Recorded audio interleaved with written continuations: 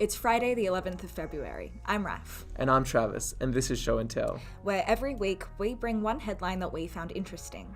But, theoretically, neither of us know which headline the other has chosen, and we only have 4 minutes each to explain it to each other.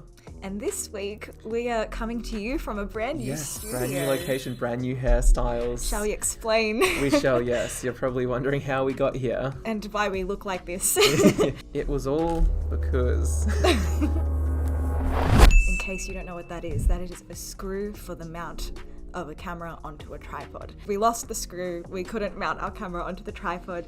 We went into the city, we got a new mount for the tripod. We spent an hour trying to mount the tripod onto the new mount, onto the camera. It didn't fit. We were having a dilemma, we were having a crisis. We decided to leave our new shiny studio, which we still have to explain. Yes, into the cruel outside world. Cruel outside world, and we realised... It was very wet. It's wet! It's so dry in here. It's so dry and cool in here, and you step outside so wet and cold and horrible. And so we ran up the street of the city. Yes. Where did we go, Travis? Well, we went to the place where the screws are. And all was well. Yeah. And now we're back. Mm-hmm.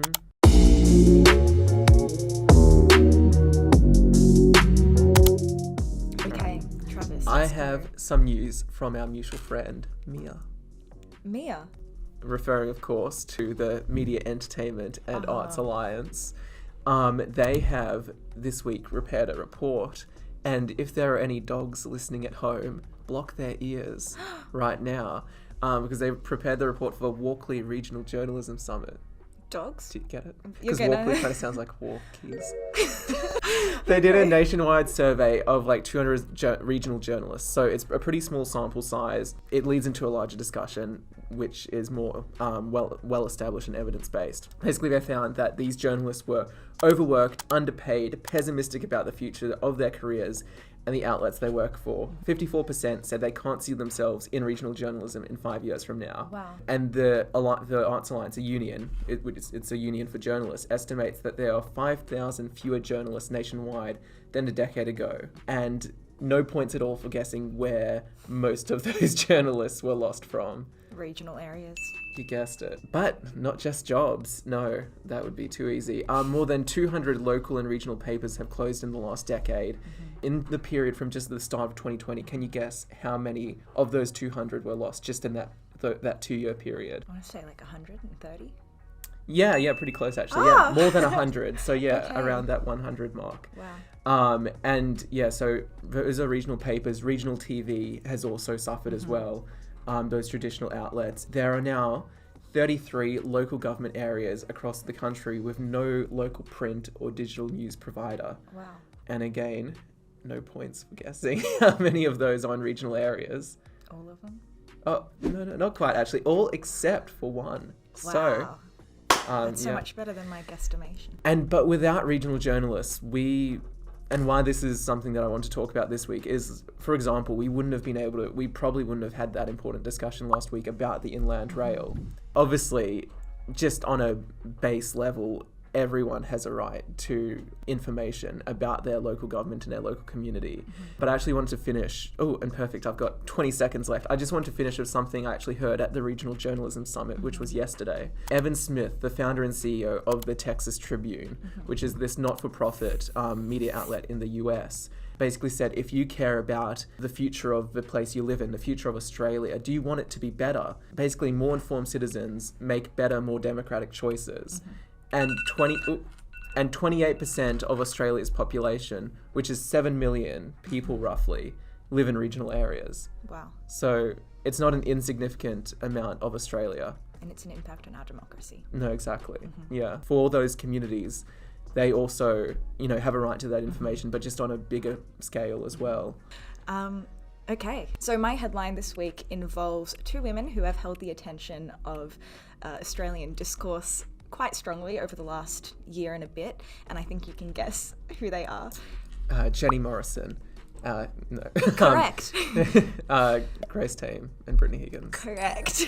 Actually, this time. So on Wednesday, Grace Tame and Brittany Higgins hosted a address at the National Press Club in Canberra, and tickets sold out immediately, as you can expect. Grace Tame, who I've already spoken about, is the 2021 Australian of the Year and an advocate for survivors of abuse, and Brittany Higgins is the Liberal staffer who, I guess, prompted the Me Too movement of the Australian Parliament, and both had a lot to say at this press conference. They both had damning words, especially for our politicians in the lead up to this election. And so there are a few notable moments, and I'm only going to mention 3 because it will take too long to get through all of them.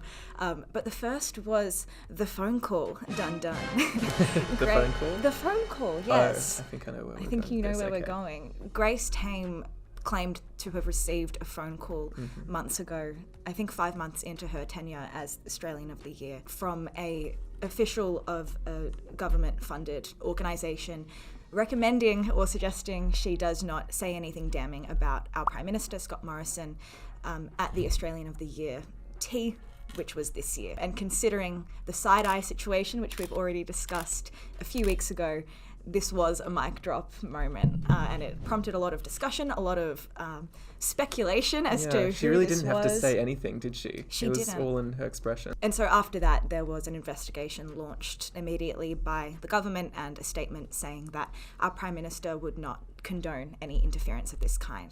And that was the end of it. She didn't give any information about who it was, what the organisation was, but she felt she didn't need to. So that is number 1 of memorable moments from this conference. The second is a moment where Brittany Higgins references the rallies and the protests and marches supporting justice for women that happened last year, kind of ricocheted after her public announcement of the rape allegations against the Member of Parliament. And she basically directed her comments towards our Prime Minister, and she said this was not a march for coverage, it was a march for justice, and that justice demands real change in our laws and our culture, and she said that those changes have to come directly from our Prime Minister and our governments, and especially leading up to election, this was reminds me of that comment that Scott Morrison made when there were do you know what I'm talking about? Jenny? Oh no, I'm only 2 out of 3 in. That's okay. The timer won't turn off. No, that comment where he said something to the effect of, when there was a women's march happening, that in other countries the protesters would be met with bullets. Yes, that's exactly what Brittany Higgins was kind of insinuating when she referenced words or comments from the Prime Minister which she found offensive in some regard. She said that she didn't want her sympathy from the Prime Minister. She wanted a change and for him to use his power. And so I know I'm out of time, but really quickly, this is something that I've heard a lot of people talk about, and it is something that was brought up at the conference. Both Higgins and Grace Tame were asked about entering politics, and both of them said no, they were not interested. And Tame especially, when asked about how the leader of the Labour Party, Anthony Albanese, could avoid being like Scott Morrison or do better, Tame literally just said, just don't do any of the things that Scott has done. Just do the opposite. Just do the complete opposite of ScoMo. And so that is my wrap. I found it to be a very poignant, important headline of this week. Thank you for sharing. Yes. Thank you, Travis. All right. Is that it for Show and Tell episode 3? Yeah.